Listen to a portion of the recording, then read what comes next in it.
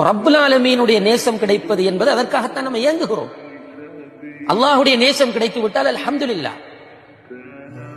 காசு அவனுக்கு தான் சொந்தம், ஆரோக்கியத்தை தருவது அவன் தான், ரிஸ்கை தருவது அவன் தான்.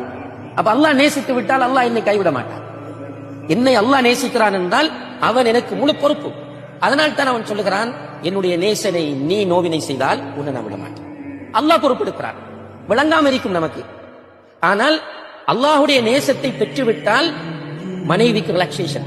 கொடுமைப்படுத்துகிற கணவன், அந்த மனைவி தொழக்கூடியவள், நோன்பு பிடிக்கக்கூடியவள், ஜக்காத்து கொடுக்கக்கூடியவள், இபாதத்துகளில் ஈடுபாடு உள்ளவள், நஃபிலான வணக்கங்கள் செய்யக்கூடியவள். ஆனால் கணவன் டோர்ச்சர் பண்ணுகிறான், கேட்க பார்க்க யாரும் இல்லை. ஆனால் அந்த மனைவியினுடைய மனம் சொல்லும், என்னுடைய ரப் என்னோடு இருக்கிறான், என்னுடைய ரப் என்னை நேசிக்கிறான். எனவே அந்த பெண்ணுக்கு பெரிய ஒரு ரிலாக்சேஷன். இது போலதான் ஒவ்வொருவருக்கும். அப்ப தொழக்கூடிய ஃபர்லான வணக்கங்களில் கவனம் செலுத்தக்கூடிய நாம் நஃபிலான வணக்கங்களில் கூடுதல் கவனம் செலுத்த வேண்டும்.